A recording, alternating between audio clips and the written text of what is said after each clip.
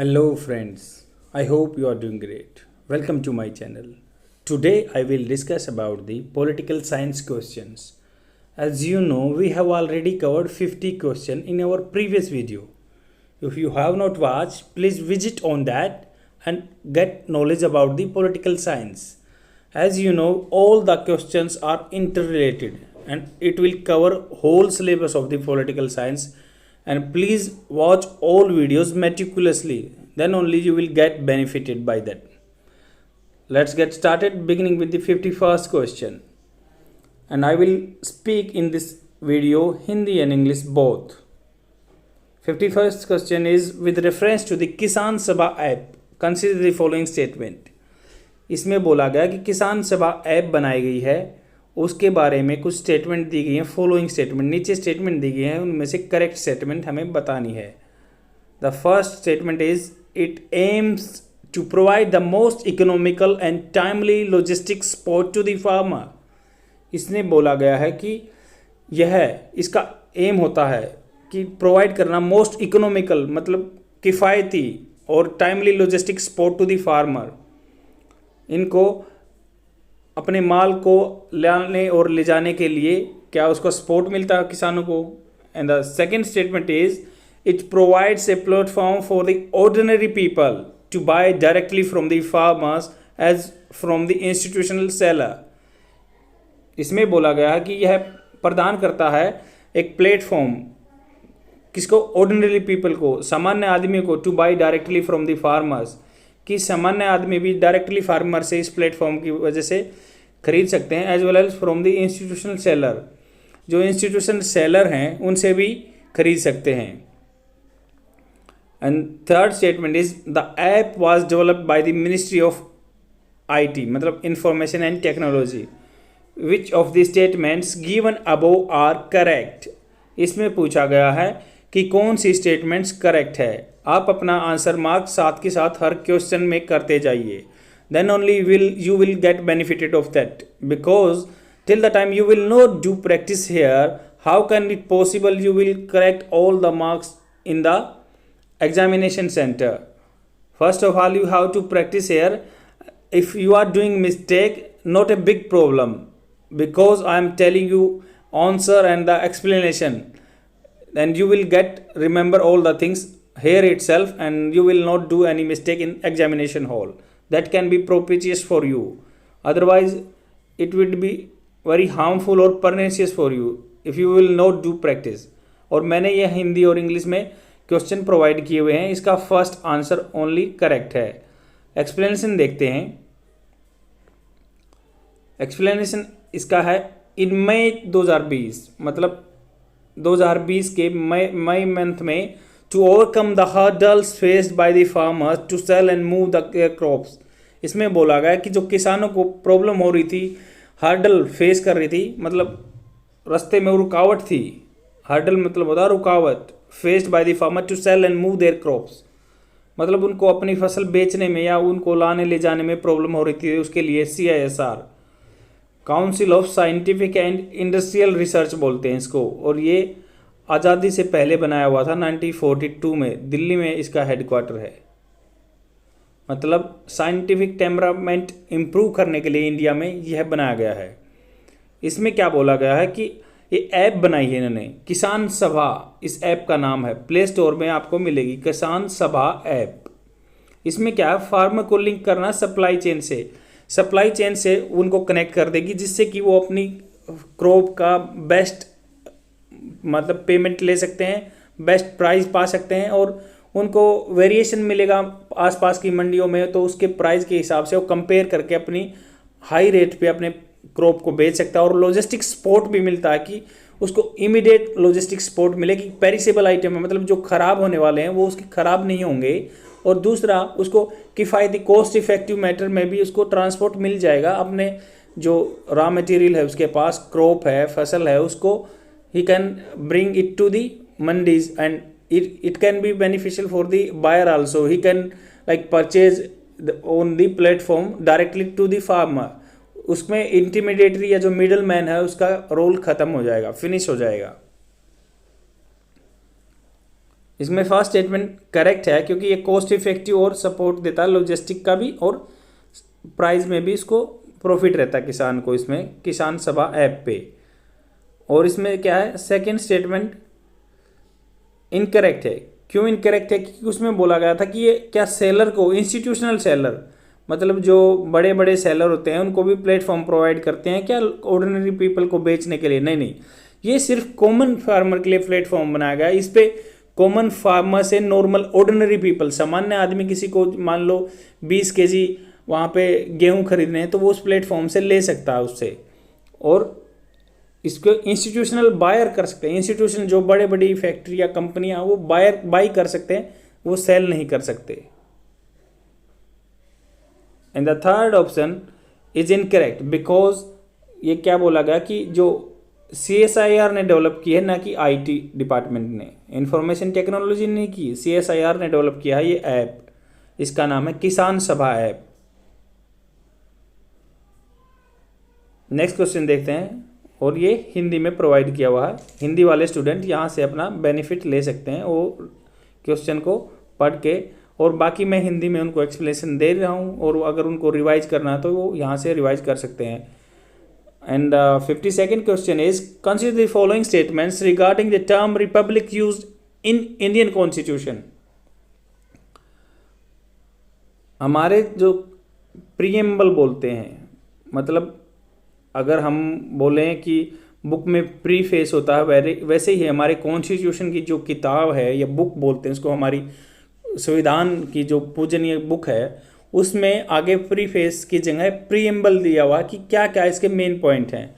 और ये 1976 में जोड़े गए थे कुछ वर्ड, उसमें सेक्युलर, सोवरन एंड रिपब्लिक, ये वर्ड पहले नहीं थे, ये बाद में 1976 कॉन्स्टिट्यूशन अमेंडमेंट, जिसको मिनी कॉन्स्टिट्यूशन बोला जाता है, उसके द्वारा इसमें ऐड किए गए थे।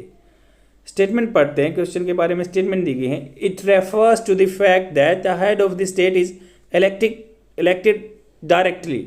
मतलब इसमें बोला गया कि it refers to the fact, republic का मतलब होता है कि जो कॉन्स्टिट्यूशन में लिखा गया है, रिपब्लिक प्रीएम्बल में लिखा गया है कि जो स्टेट का हेड होता है वो डायरेक्टली इलेक्ट होना चाहिए। क्या ये करेक्ट स्टेटमेंट है? रिपब्लिक का ये मतलब होता है। And the second statement is it refers to the absence of a privilege class.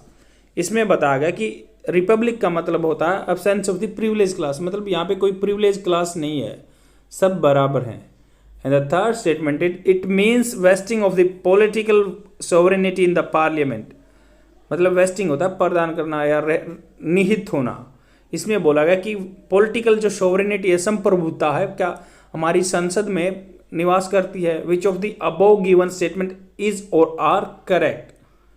आप अपना आंसर मार्क कीजिए, तब तक मैं आपको एग्जैक्ट आंसर बताता हूँ विद एक्सप्लेनेशन।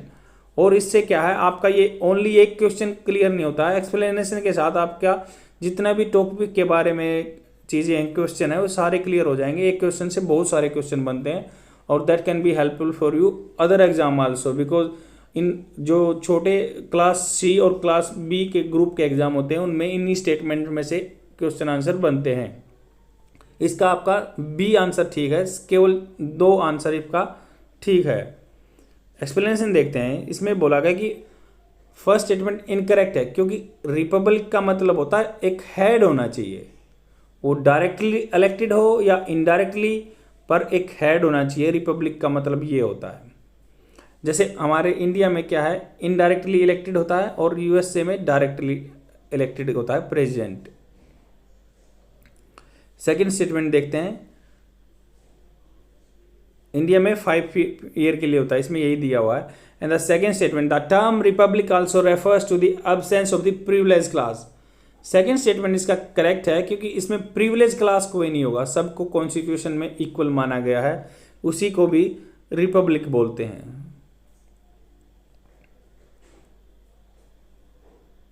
एंड मतलब कोई भी डिफरेंस नहीं है, gender, caste, creed and religion, there is a no difference in the among the Indian citizen on the base of the gender, caste, creed or religion. And the third statement is incorrect. A republic also means emphasizes upon one or more thing. मतलब क्या बोला गया है कि इसमें Republic का मतलब ये होता है कि कोई भी पावर है सेंट्रलाइज नहीं होनी चाहिए, किसी पर्टिकुलर चीज में निहित नहीं होनी चाहिए। मतलब हमारी पार्लियामेंट सोवरन नहीं है, क्योंकि पार्लियामेंट में जो भी लॉ बनते हैं उसका जुडिशियल रिव्यू होता है, न्यायिक अवलोकन होता है, क्योंकि हमारे संविधान में ऐसा प्रोविजन है कि जुडिशरी भी एक इंडिपेंडेंट काम करती है, एग्जीक्यूटिव भी इंडिपेंडेंट काम करती है और लेजिस्लेटिव भी इंडिपेंडेंट काम करती है। मतलब जो रूल बनाने वाले हैं, जो कार्य करने वाले हैं और उसका न्याय संगत देखने वाले हैं, वो अलग अलग उनकी इंडिपेंडेंट होता है। जुडिशरी में वो बेसिक स्ट्रक्चर का पार्ट बोला जाता है उसको, और जो कि केशवानंद भारती केस में 1973 में डिक्लेयर हुआ था। और ये चीज़ें हम कई बार रिपीट कर रहे हैं, और इसलिए मैं रिपीट करता जाता हूँ कि आपके माइंड में स्टिक कर जाए, और आप you can't be obliterate during exam, मतलब otherwise you will feel puzzle in the exam. आपको प्रॉब्लम होगी एग्जाम में, नहीं तो आपको लगेगा कि हाँ ये भी ठीक हो सकता है, ये भी ठीक हो सकता है, but you will feel perplexed, मतलब असमंजस में हो गया आप। अगर आपको मैं रिपीट कर रहा हूँ तो आपको ये बात मेरी जो वीडियो में सुन रहे हो ड्यूरिंग एग्जाम याद रहेंगी और आप अच्छा करोगे।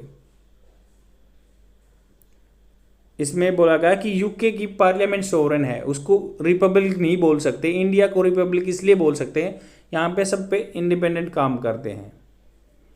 नेक्स्ट क्वेश्चन देखते हैं, 53rd question, with reference to the rights which one of the following statements is correct.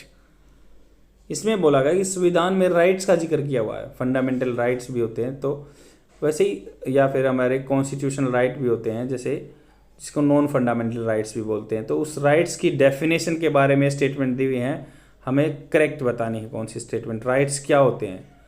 First A इसका करेक्ट आंसर है। इसमें देखो क्या बताया गया है, rights are the those claims that are regarded to be necessary for leading a life of dignity. इसमें बोला गया कि अधिकार वो होते हैं जिसमें बोला गया कि लाइफ डिग्निटी के साथ जिए, वही अधिकार होते हैं। मतलब अधिकार एक डिग्निटी की, सम्मान की लाइफ जीने के लिए कंपलसरी होते हैं, नेसेसरी होते हैं, जरूरी होते हैं। यही इसकी डेफिनेशन करेक्ट है। बाकी आप हम सब आंसर, सब स्टेटमेंट देखते हैं और उनका भी मैं आपको अच्छे से एक्सप्लेनेशन बताऊंगा। All justified claim become a right in India when it is mention in the Indian constitution. B statement में ये बोला गया कि जो जस्टिफाइड क्लेम है, जो मान लो कॉन्स्टिट्यूशन ऑफ इंडिया, संविधान, इंडिया के संविधान में, भारत के संविधान में लिखे गए हैं, वो जस्टिफाइड क्लेम को ही राइट्स बोलते हैं क्या। And the third statement C, rights can be defined as those claims which are granted to the citizen by the state. मतलब स्टेट यहाँ पूरे कंट्री को बोला गया है, मतलब कोई भी कंट्री वो राइट्स प्रदान, अधिकार प्रदान करती है, उसको किसको बोलते हैं कि उसको अपने सिटीजन को जो अधिकार देती है उसको ही राइट्स बोला जाता है। एंड डी ऑप्शन इसका है, rights are not link with duties. क्या हमारे अधिकार ड्यूटियों से रिलेटेड नहीं है, लिंक नहीं है। करेक्ट आंसर इसका ये है, मैंने पहले ही आपको बता दिया है, एक्सप्लेनेशन में ये लिखा गया कि a right is essentially an entitlement or justified claim। Right की डेफिनेशन आपसे कोई पूछे तो, अगर पॉलिटिकल साइंस ऐसा सब्जेक्ट है, आपको इसको एग्जाम के लिए पढ़ना बहुत जरूरी नहीं है, बट आपको सिविल राइट्स अपने जानने के लिए या अपने संविधान के बारे में जानने के लिए, पॉलिटिकल नॉलेज होने के लिए, ताकि you can discuss with among so many people in the group और wherever you want to like discuss any political view, आपको हर चीज़ों की नॉलेज होगी। You will get edge over the others due to lecture of mine, because आप यहाँ पे जो सुनोगे उससे आपको एग्जैक्ट चीज़ें पता चलेंगी, पॉलिटिकल सिस्टम में होता क्या है, कैसे कैसे प्रोसीजर हैं। इसमें राइट, कोई पूछे कि आपसे राइट की डेफिनेशन क्या है, राइट की डेफिनेशन क्या है, राइट की डेफिनेशन जो अब मैं बताने जा रहा हूँ वो राइट की डेफिनेशन है। A right is essentially an entitlement और ए जस्ट क्लेम। ये एक अधिकार है या जस्ट क्लेम है आपका, आपके द्वारा डिमांड किया हुआ। It denotes that we are entitled to as a citizen. ये बताता है कि हम एंटाइटल हैं, हम अधिकारी हैं, सिटीजन मतलब इस देश के सिटीजन बनने के लिए, and as individual as human beings. It is something that we consider to be due to us, something that the rest of the society must recognise as being a legitimate claim that must be upheld. This does not mean that everything that I regard to be necessary, desirable is right. इसमें यह बोला गया कि अधिकार वो चीज़ है जो एक सिटीजन को डिग्निटी की लाइफ जीने के लिए चाहिए, और इसमें यह नहीं है कि जो अधिकार हैं वो किसी दूसरे की, मतलब वो मेरे लिए अधिकार हो सकते हैं पर दूसरे की लाइफ में हार्म पहुंचाए, वो कहीं का अधिकार नहीं है। ये अगर वो लाइफ में मुझे डिग्निटी, मुझे सम्मान की लाइफ जीने देने के लिए कंपलसरी है, नेसेसरी है, हाँ वो राइट है, पर अगर वो दूसरे की डिग्निटी को हार्म करता है तो वो राइट नहीं है। वो लेजिटिमेट होना चाहिए, एक विधान के थ्रू प्रूव होना चाहिए कि ये दूसरे के लिए हार्म नहीं कर रहा और मेरे लिए भी एक सम्मानजनक जीवन जीने के लिए काफ़ी है। और बी स्टेटमेंट में इसकी इनकरेक्ट इसलिए है क्योंकि जस्टिफाइड क्लेम, मतलब जो कॉन्स्टिट्यूशन में दे दिया गया वो एक क्लेम, राइट्स की डेफिनेशन नहीं है, क्योंकि इसमें बोला गया कि जो ह्यूमन राइट्स हैं उनकी कहीं पे हमारे संविधान में व्याख्या नहीं की गई है या उनके बारे में बोला नहीं गया है, क्योंकि ह्यूमन राइट्स भी तो एक तरह के राइट्स हैं और वो बहुत ज़रूरी है एक डिग्निटी से लाइफ जीने के लिए ह्यूमन राइट्स। क्योंकि कॉन्स्टिट्यूशन में तो अगर कोई मर्डरर है उसको सज़ा मिलती है और जेल में जाता है, जेल में जाने के बाद भी उसके ह्यूमन राइट वायलेशन होते हैं तो उसके खिलाफ भी बहुत सारी एनजीओ काम करती हैं, और देखा जाता है कि अगर मुजरिमों के भी ह्यूमन राइट्स होते हैं तो उनको भी राइट्स बोला जाता है। ऐसा कुछ नहीं है जो कॉन्स्टिट्यूशन में क्लेम कर दिया वो राइट है, उसके बाहर भी राइट होते हैं। इसमें एग्जैक्ट डेफिनेशन पूछी गई थी इसलिए। और स्टेट, जैसे मान लो कि इसमें बोला गया थर्ड सी स्टेटमेंट इसलिए इनकरेक्ट है कि स्टेट जो प्रोवाइड कर देगा वही क्या है, मतलब राइट है, नहीं। स्टेट तो फॉरेनर को भी कुछ राइट प्रोवाइड करता है, जैसे राइट टू लाइफ है, ये आर्टिकल 21 के अंडर आता है, ये फॉरेनर को भी प्रोवाइड है।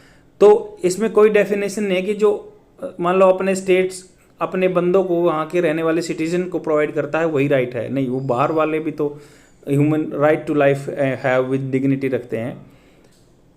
और ये डी आंसर इसलिए इनकरेक्ट है, डी ऑप्शन, बिकॉज राइट्स हैं जो ड्यूटी से के साथ कंबाइन है। अगर मैं राइट लेने के लिए हकदार हूँ तो मुझे ड्यूटी भी बनती है कि दूसरे की डिग्निटी या दूसरे के सम्मान को हार्म न मैं पहुँचाऊँ, तो इसलिए डी ऑप्शन भी इनकरेक्ट है। नेक्स्ट क्वेश्चन देखते हैं। और ये बोला गया है कि एक मान लो अगर राइट्स होंगे ड्यूटी नहीं होंगी तो लॉलेस, मतलब बिना कानून की समाज होगा जो कि डिस्टर्ब होगा। 54th क्वेश्चन देखते हैं। With reference to the right to property in India, ये बताया गया है इसमें कि राइट टू प्रॉपर्टी, संपत्ति का अधिकार, विच one of the following statement correct. नीचे दिए गए स्टेटमेंट्स दिए हुए हैं, उनमें से बताना है कि कौन सी स्टेटमेंट करेक्ट है राइट टू प्रॉपर्टी के बारे में। फर्स्ट स्टेटमेंट देखते हैं।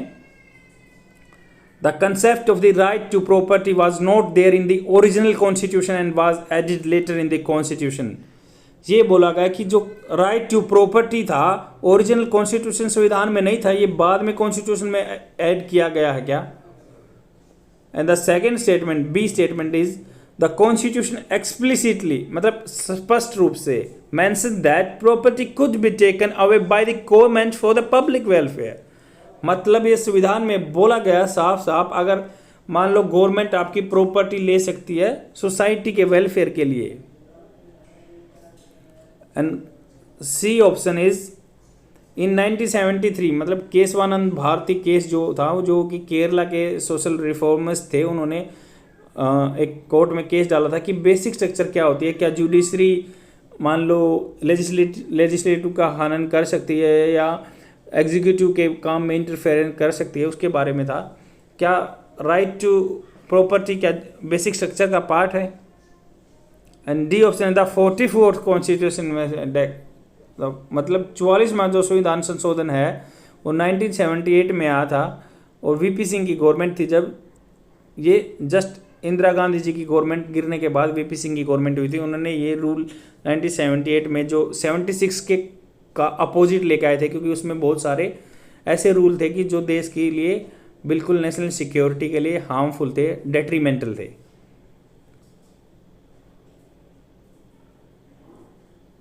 इसमें करेक्ट आंसर है, आप अपना करेक्ट आंसर मार्क कीजिए, इसमें करेक्ट आंसर बी है। एक्सप्लेनेशन देखते हैं। फर्स्ट आंसर इसलिए इनकरेक्ट है क्योंकि संविधान में राइट टू प्रॉपर्टी पहले से इंक्लूड था, जो भी आर्टिकल 19 में क्लोज 1 और एफ में था। जिसको बाद में 1978 में यहाँ से हटा दिया गया था और आर्टिकल 300A में इसको लीगल राइट बना दिया गया था फंडामेंटल राइट से हटा के। और इससे पहले भी जैसे 1950 में government has made law the have limit the right to property. मतलब क्या था कि गवर्नमेंट ने बोला कि कॉन्स्टिट्यूशन उसको राइट टू प्रॉपर्टी को ले सकता है सोसाइटी के काम के लिए 1950 में एक्ट बना के। 1973 में इसको बेसिक स्ट्रक्चर का पार्ट नहीं बोला गया था राइट टू प्रॉपर्टी को, क्योंकि बेसिक स्ट्रक्चर का पार्ट तो बोला गया था कि जुडिशरी इंडिपेंडेंट होनी चाहिए, फेडरलिज्म होना चाहिए, जो लगे कि हाँ ये वैलिड चीज़ है, और उसको जैसे सोशलिस्ट होना चाहिए, रिपब्लिक होना चाहिए, फ्रेटर्निटी को बढ़ावा देना चाहिए। यही बेसिक स्ट्रक्चर के और प्रीएम्बल को भी बेसिक स्ट्रक्चर का पार्ट बताया गया है।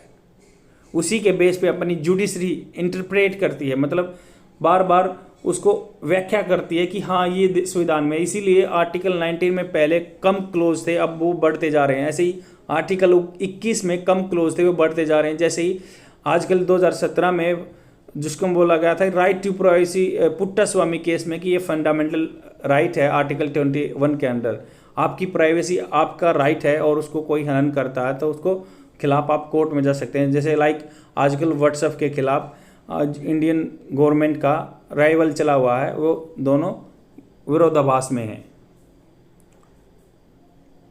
और जो 1978 में 44वां संविधान संशोधन आया था, उसके बाद प्रॉपर्टी राइट को लीगल राइट बना दिया था आर्टिकल 300A में, जिसके पीछे ए कैपिटल लेटर ABCD लिखा मिले तो समझना वो अमेंडमेंट किया हुआ है, नहीं तो ओरिजिनल कॉन्स्टिट्यूशन में नहीं था। नेक्स्ट क्वेश्चन देखते हैं। 55th question, which of the followings are correct regarding the features of the federalism as seen in India. Federalism होता है संघवाद, उसके बारे में फीचर्स दिए हुए हैं कि क्या ये करेक्ट है। बाइकैमरलिज्म, बाइकैमरलिज्म क्या फेडरलिज्म का एक पार्ट है। Flexibility of the constitution, constitution में फ्लेक्सिबिलिटी है, आपको पता है कि वो एक लाइव डॉक्यूमेंट की तरह माना जाता है, तो क्या वो एक मतलब फेडरलिज्म के लिए गुड है।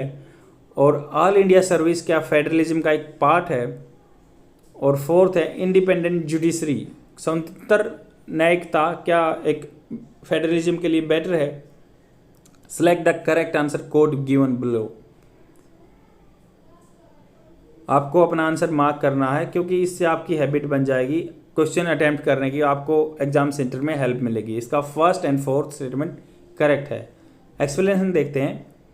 इसका एक्सप्लेनेशन में ये बोला गया कि देखो फेडरलिज्म बोल दिया कि संघवाद structure in which the state share power with the central government. मतलब क्या है, जो सेंट्रल गवर्नमेंट है वो पावर शेयर करती है स्टेट के साथ भी, मतलब दोनों पैरेलल में चलेंगे, ना कि कोई एक दूसरे का सबऑर्डिनेट है। फेडरलिज्म का ये मतलब होता है स्टेट में गवर्नमेंट की भी पावर होगी, सेंट्रल गवर्नमेंट की भी पावर होगी। फर्स्ट एंड फोर्थ स्टेटमेंट इसका करेक्ट इसलिए देखो, federal features of the Indian union government are two level, central and state. मतलब एक इंटीग्रेटेड सिस्टम नहीं होना चाहिए कि एक सबऑर्डिनेट है दूसरे का, नहीं, पैरेलल में चलेगा, क्योंकि सेंटर की पावर अलग रहती है, स्टेट की पावर अलग रहती है। ये कोई सा मतलब नहीं होता कि ये इससे निम्न सतर का है, ये उच्च सतर का है। बाइकैमरलिज्म इसलिए बोला गया कि division of power between the centre and state as a 3 list given the 7, मतलब 7वें शेड्यूल में, 7वें अनुसूची में हमारी स्टेट लिस्ट, सेंटर लिस्ट और कंकरेंट लिस्ट, मतलब बताया गया कि भाई इसमें सेंटर रूल बना सकता है, इसमें स्टेट बना सकता है, इसमें कंकरेंट मतलब दोनों बना सकते हैं। बाइकैमरलिज्म का क्या मतलब होता है कि 2 सदन होते हैं। बाइकैमरलिज्म मतलब लोकसभा और राज्यसभा। तो जैसे राज्यसभा को हम बोलते हैं कि जो स्टेट के रिप्रेजेंटेटिव रहते हैं, यहाँ पे लोकसभा और जो हम जिनके लिए हम वोट डालते हैं, तो इनमें क्या बाइकैमरलिज्म होगा, तो ये एक डेफिनेशन हो गई कि फेडरलिज्म भी होगा, क्योंकि स्टेट को भी रिप्रेजेंटेशन मिल रहा है सेंटर में through Rajya Sabha. Council of states बोलते हैं ना राज्यसभा को। और इंडिपेंडेंट जुडिशरी इसलिए पार्ट है क्योंकि इंडिपेंडेंट जुडिशरी होगी ना, तो लेजिस्लेटर और एग्जीक्यूटिव पे मतलब रिस्ट्रेन रहेगा कि वो एक दूसरे के मैटर में इंटरफेयर ना करे और नई स्टेट को प्रॉब्लम करें तो स्टेट भी इंडिपेंडेंट रह पाएगा, इसलिए जुडिशरी, इंडिपेंडेंट जुडिशरी फेडरलिज्म का एक पार्ट है। और 2 और 3 इसलिए इनकरेक्ट हैं, जैसे मतलब हमारे कॉन्स्टिट्यूशन को फ्लेक्सिबल भी बोला जाता है और नॉन फ्लेक्सिबल भी बोला जाता है, मतलब रिजिड भी बोला जाता है। कुछ हमारे क्लोज ऐसे हैं कि वो बिल्कुल रिजिड हैं, जैसे मान लो हमने पहले ही पढ़ा था कि यहाँ पे किसी चीज़ को, जैसे हमारे सुप्रीम कोर्ट के जज को हटाना बहुत ही मुश्किल है, जिसमें कि इम्पीचमेंट प्रोसेस होता है, जिसमें मेजोरिटी अलग तरह की चाहिए होती है, कि उसमें आर्टिकल 360 प्लस 50 मेंबर स्टेट्स, मतलब फेडरलिज्म को हटाना बहुत मुश्किल है, तो इसलिए रिजिड बोल दिया। कई जगह फ्लेक्सिबल भी है कि हम अमेंडमेंट करके उसमें अमेंड कर सकते हैं, तो फ्लेक्सिबिलिटी होगी ना। तो जैसे इमरजेंसी है, इमरजेंसी में फ्लेक्सिबिलिटी लगा लो कि 352 के अंदर आर्टिकल और या 356 और के अंदर पूरा देश यूनिटरी मेथड में आ जाता है और सेंटर ये सब जगह पावर चलाती है, तो स्टेट का रोल खत्म हो जाता है। तो इसलिए फेडरलिज्म के लिए तो वो बेनिफिशियल नहीं है, वो हार्मफुल है। और जो सेकंड बात बोली गई है जैसे फोर्थ में, कि इसमें फोर्थ में ये बोला गया कि अगर मान लो ऑल इंडिया सर्विस है, ऑल इंडिया सर्विस को सेंटर रिक्रूट करती है ना, जैसे आईएएस ऑफिसर होते हैं, आईपीएस ऑफिसर होते हैं, बट वो स्टेट में काम करते हैं, तो ये फेडरलिज्म के लिए तो कहाँ, क्योंकि जो स्टेट जिनको रिकमेंड करती है वो तो ठीक है, वहाँ पे अपनी जॉब करते हैं, स्टेट में अच्छा है, बट जो सेंटर रिक्रूट करती है तो वो स्टेट में पोस्टिंग रहते हैं, तो ये कहाँ से, मतलब इंडिपेंडेंट नहीं हुआ ना, क्योंकि स्टेट में रहने चाहिए और सेंटर के सेंटर में, बट वो फेडरलिज्म के लिए हार्मफुल है।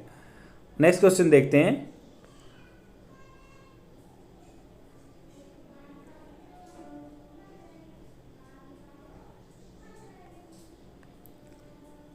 (56) question, with reference to the Sohrai कोहार।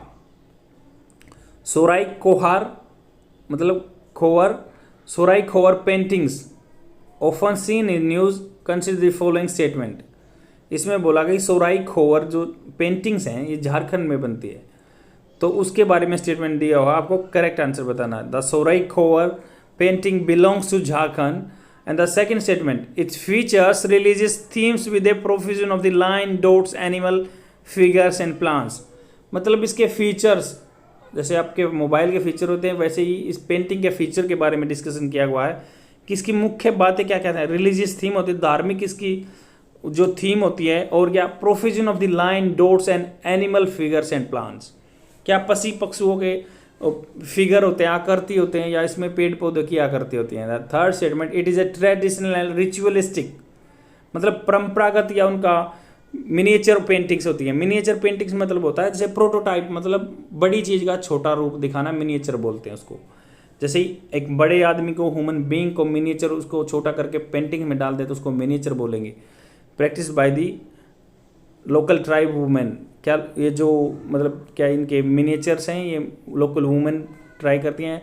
Recently it has been given the geographical tag indication, which of the followings are correct. हमें इनमें से करेक्ट आंसर बताना। आप अपना आंसर मार्क कीजिए, तब तक मैं आपको एग्जैक्ट आंसर बताता हूँ। First, second and fourth answer इसका करेक्ट है। एक्सप्लेनेशन देखते हैं। इन मई 2020, मतलब मई 2020 में सोराई खोवर को पेंटिंग्स को जीआई टैग मिला है, इसलिए ये न्यूज़ में है। जोग्राफिकल इंडिकेशन टैग्स बोलते हैं कि इसमें रजिस्टर हो गया है। एक्सप्लेनेशन देखते हैं। Sohrai Khovar paintings is practice in the Hazaribagh district of Jharkhand, मतलब ये जो सोराई खोवर पेंटिंग का नाम है इसका, उसको झारखंड में हजारीबाग जगह में डिस्ट्रिक्ट में ये बनाई जाती है। इसमें बोला गया there is a profusion of the lines, मतलब इसमें प्रोफिजन अधिकता, प्रोफिजन होता है अधिकता, इसमें लाइन, डॉट्स, एनिमल फिगर्स वगैरह बनाए जाते हैं। आइकोनोग्राफी के इसमें सिंबल यूज किए जाते हैं। और ये क्या है, थर्ड स्टेटमेंट इसका इनकरेक्ट इसलिए है क्योंकि बोला गया ये मुराल आर्ट है। मुराल होता है भित्ति चित्र, मतलब जो दीवारों पे बनाया जाता है या आप के छत पे बनाया जाता है। क्या होता है, मतलब रिचुअलिस्टिक और ट्रेडिशनल होता है। वहाँ पे शादी या फेस्टिवल में, जैसे आजकल कई जगहों में, कई स्टेट्स में भी ये रहता है कि कुछ लेडीज़ अपने वॉल्स पे कुछ सिंबल बनाती हैं, उनके फेस्टिवल और ट्रेडिशन होता है इनका। तो सेम ही ये झारखंड का ट्रेडिशन है। इसमें सोराई खोवर जीआई टैग मिला हुआ है इसको मई में 2020 में। नेक्स्ट क्वेश्चन देखते हैं। 57th question. With reference to the securitization and reconstruction of the financial assets and enforcement of the security interest, मतलब इसको सरफेसी एक्ट, मतलब इसकी फुल फॉर्म क्या है? Securitisation and reconstruction of the financial assets of the enforcement of the security interest, enforcement of the security interest. मतलब बोला गया कि जो सरफेसी एक्ट की डेफिनेशन क्या होती है, मान लो कोई कंपनी है, कोई बैंक है, उसने अगर लोन दे रखा है तो उसके मान लो उनको स्टेबिलिटी रहेगी कि आपने लोन दे रखा, वो रिकवर कैसे होगा। बस सरफेसी एक्ट का इतना अच्छा मतलब है। इसके बारे में स्टेटमेंट दी हुई है, करेक्ट बताना है। It employs bank and financial institute to directly auction the residential and commercial properties to recover loan from the. क्या ये पावर देता, शक्ति देता है फाइनेंशियल इंस्टीट्यूशन को या बैंक्स को कि डायरेक्टली ऑक्शन कर सकता है, जो रेजिडेंशियल या कॉमर्शियल प्रॉपर्टी है लोन रिकवर करने के लिए डायरेक्ट ऑक्शन कर सकते हैं, बेच सकते हैं, नीलामी कर सकते हैं। This act applies only to schedule commercial bank and the third one is cooperative bank do not come under the definition of the bank defined under SARFAESI act.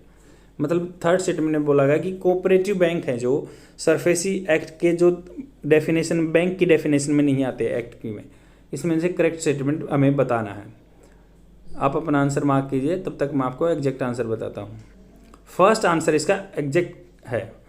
इसमें लिखा गया है एक्सप्लेनेशन में कि जो सरफेसी एक्ट है, मतलब इसकी आपको अगर इसका पूरा एलोबरेट करेंगे तो जो है securitisation and reconstruction financial assets and enforcement security interest, मतलब जो आपको ब्याज है वो पैसा उसकी सिक्योरिटी रहनी चाहिए। 2002 में ये एक्ट आया था। सरफेसी एक्ट से आप इसको याद रख सकते हैं अगर आपको फुल फॉर्म याद नहीं है तो। इसमें ऐसे बोला गया कि सरफेसी एक्ट में डायरेक्ट ऑक्शन कर सकते थे, वो कर सकते हैं, मतलब अब उनको कोर्ट में जाने की जरूरत नहीं तो कम्बरसम प्रोसेस हो जाता था, बहुत लेंथी प्रोसेस हो जाता था। एक हमारे इंडियन जुडिशरी में प्रोविज़न है कि कोई भी केस को रिजोल्व करने के लिए मिनिमम 20 ईयर चाहिए, तभी तो हम बोलते हैं justice delays is justice denied, मतलब अगर लेट से मिला तो जस्टिस नहीं मिला। तो इसमें बोला गया कि उनको कोर्ट में जाने की जरूरत नहीं है, डायरेक्ट ऑक्शन कर सकती हैं कंपनियां, या उसकी कॉमर्शियल लैंड हो या उसका रेजिडेंशियल हो। और इसमें बोला गया कि कोऑपरेटिव बैंक को भी इंक्लूड किया हुआ है। पहले कई केसों में क्या था कि एम्बिग्यूटी थी कि कोऑपरेटिव बैंक को बैंक में डिफाइन किया जाए कि कोऑपरेटिव बैंक रिकवर करने के लिए किसी का ऑक्शन कर सकता है या नहीं। तो जस्टिस अरुण मिश्रा के 6 जो बेंच का एक जज का बेंच था, जिसमें बताया गया कि सरफेसी एक्ट में कोऑपरेटिव बैंक को भी बैंक में इंक्लूड किया है डेफिनेशन में। नेक्स्ट क्वेश्चन देखते हैं।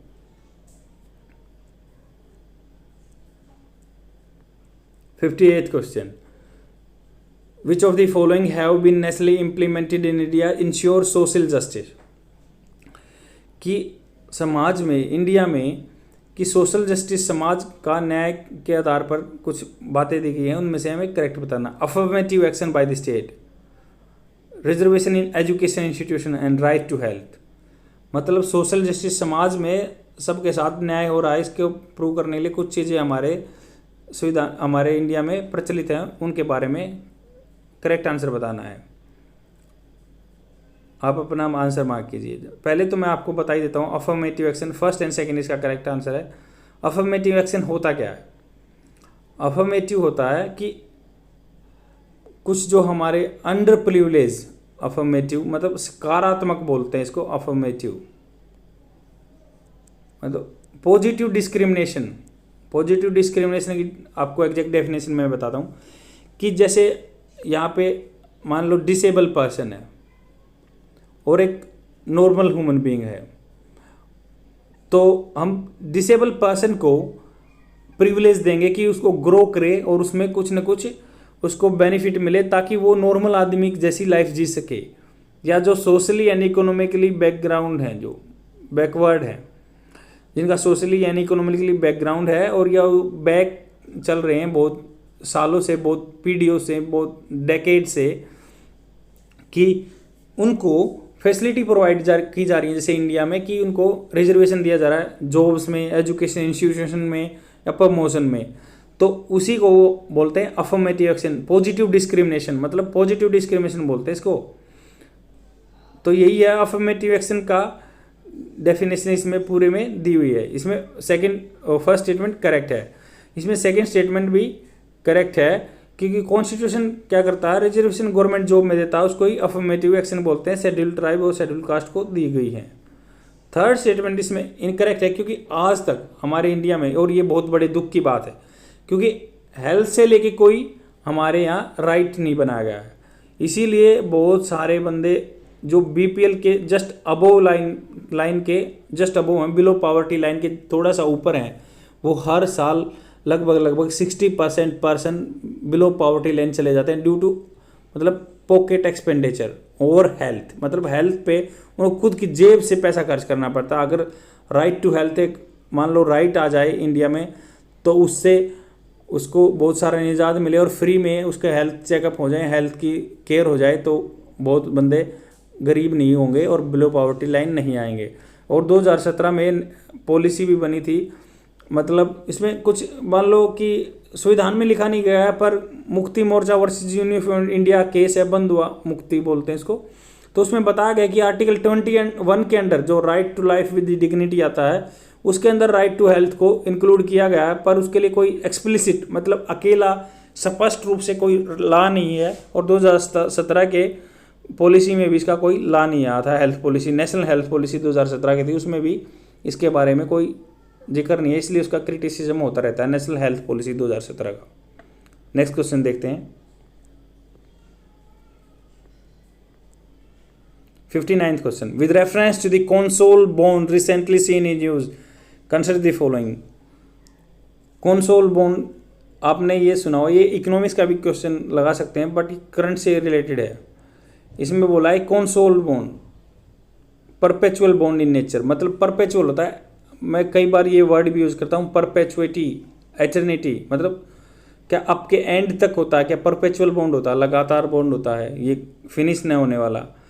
And second statement, it is often consider a type of equity rather than the डेप्ट। इक्विटी और डेप्ट के बारे में बात करते हैं। इक्विटी होता है, देखो इकोनॉमिक्स की टर्म है ये, इक्विटी होता है मान लो शेयर्स, आप कंपनी के शेयर खरीदते हो और उसके पार्टनर बन जाते हो, तो अगर कंपनी लॉस में जाती है तो आपकी इनकम गारंटी, जो आपका रिटर्न गारंटी कोई है नहीं। आपको कंपनी का लॉस होगा तो लॉस में शामिल होना है, अगर कंपनी को प्रॉफिट होता है तो प्रॉफिट मिलेगा। डेप्ट क्या है, जिसने सिर्फ अपना पैसा डिपॉजिट कर रखा है, तो आप उसके मेंबर नहीं हो, तो आपको रिटर्न इंश्योर मिलेगा कि जो आपका रिटर्न है उसका इंश्योरेंस गारंटी होती है। एंड आपका थर्ड स्टेटमेंट है, this bonds can not be redeemed eight issuer discretion, मतलब जो बॉन्ड इशू करता है, रिडीम मतलब वापस लेगा, उसके मतलब उसके मन की चलेगी, डिस्क्रेशन उसके मनों के विचार चलेंगे। विच of the statements given about the correct, आप अपना आंसर मार्क कीजिए। फर्स्ट एंड सेकेंड आंसर इसका करेक्ट है। एक्सप्लेनेशन देखते हैं। इसमें बोला गया कि कोविड-19 से जो इकोनॉमिक शटडाउन आया ना, और उससे रिवेन्यू लॉस हुआ, तो गवर्नमेंट ने सोचा कि हम एक ऐसे बॉन्ड लेके जाते हैं जिनको कंफर्म इंटरेस्ट मिले, मतलब कंफर्म होगा, इंटरेस्ट मिलेगा, इंटरवल पे मिलेगा, पर परपेचुइटी, कंसोलिडेटेड बॉन्ड बोलते हैं इसको, कंसोल बॉन्ड बोल दो या कंसोलिडेटेड बॉन्ड, मतलब ये परपेचुइटी, इनकी डेट नहीं सिलेक्ट की है कि कब आपको रिटर्न, मान लो ये बॉन्ड वापस लिए जाएंगे, बट आपको इंटरेस्ट हर टाइम पे रिटर्न मिलता रहेगा, और इसकी सिक्योरिटी है कि रिटर्न तो कंफर्म मिलेगा, और आपका जो आपका बॉन्ड रिडीम मतलब वो वापस कब लेगा, वो उसके इशूअर के डिस्क्रेशन पे, उसके विचारों पे, मनोदशा पे डिपेंड करता है कि वो कब वापस लेगा। यही इसका मतलब इसमें बोला गया। थर्ड ऑप्शन इसलिए इनकरेक्ट है कि they can redeem at issuer discretion, मतलब इशूअर के जो इशू करता है उसके डिस्क्रेशन पे ही ये बॉन्ड रहते हैं। नेक्स्ट क्वेश्चन देखते हैं, 68th question, with reference to the fundamental duties provided in the Indian constitution consider the following statements. Fundamental duties के बारे में हमने बात भी की थी, तो फंडामेंटल ड्यूटीज़ के बारे में बताया गया स्टेटमेंट, उनमें से करेक्ट बताना है। Fundamental duties were not part of the original constitution but added later 42 constitution amendment, जिसको मिनी कॉन्स्टिट्यूशन बोला जाता है, 1976 में याद आए।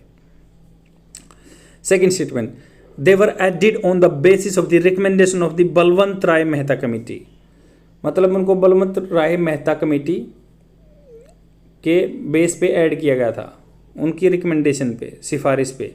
Fundamental duties are only applicable to Indian citizen not of to foreigner, मतलब फंडामेंटल ड्यूटीज होती हैं, जो मूलभूत कर्तव्य होते हैं, क्या वो हमारे इंडियन सिटीजन के लिए होते हैं, फॉरेनर के लिए नहीं होते। विच of the following statements is और आर करेक्ट, मतलब कौन सा स्टेटमेंट करेक्ट है इसमें से, हमें ये बताना है। आप अपना आंसर मार्क कीजिए।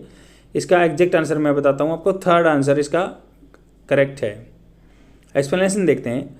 इसमें बोला गया कि the farmers of the constitution did not feel the farmer framer, जिसने कॉन्स्टिट्यूशन का फ्रेम तैयार किया था, उन्होंने कभी फील नहीं किया फंडामेंटल ड्यूटी होनी चाहिए। 1976 में ऐड किया गया था उनको 10 फंडामेंटल ड्यूटीज। एक फंडामेंटल ड्यूटीज जो 2002 में ऐड की गई थी, आप उसको बता भी सकते हो कमेंट सेक्शन में कि कौन सी ऐड की गई थी। ये बहुत ही इजी आंसर है और ये बहुत इंपॉर्टेंट भी है। एंड इसमें बोला गया कि hence all the fundamental duties were not added in the 42nd constitution, मतलब 42nd में ऑल नहीं है, इसलिए बोलते हैं यूपीएससी क्वेश्चन में ऑल ओनली वर्ड को पढ़ना चाहिए। ऑल नहीं ऐड की गई थी क्योंकि एक तो 2002 में ऐड की गई थी 86वां कॉन्स्टिट्यूशन अमेंडमेंट के थ्रू, और वो आपको कमेंट सेक्शन में बताना है ये कौन सी वो थी फंडामेंटल ड्यूटी। और इसका स्टेटमेंट 2 इनकरेक्ट इसलिए है कि fundamental duties were added to the constitution India based on the recommendation of the, मतलब ये सरवण सिंह कमेटी के बेस पे की गई थी। बलवंत राय कमेटी तो पंचायती सिस्टम के लिए थी, अशोक मेहता और बलवंत राय कमेटी तो पंचायती सिस्टम के लिए थी, बट ये सरवण सिंह की बेस पे ये ड्यूटीज़ ऐड की गई थी हमारे संविधान में। और इसमें क्या बोला गया कि थर्ड स्टेटमेंट करेक्ट है, क्योंकि फंडामेंटल राइट्स क्या है, इंडियन के लिए भी होते हैं और फॉरेनर के लिए भी होते हैं कुछ फंडामेंटल राइट, और ड्यूटीज़ तो ओनली सिटीजन के लिए होते हैं, क्योंकि फॉरेनर क्यों यहाँ की ड्यूटी करेगा इस संविधान के अकॉर्डिंग। ये आपका हिंदी में क्वेश्चन आंसर है, स्टेटमेंट है। और thank you friends, that's all for today. I will come tomorrow with more questions and try to revise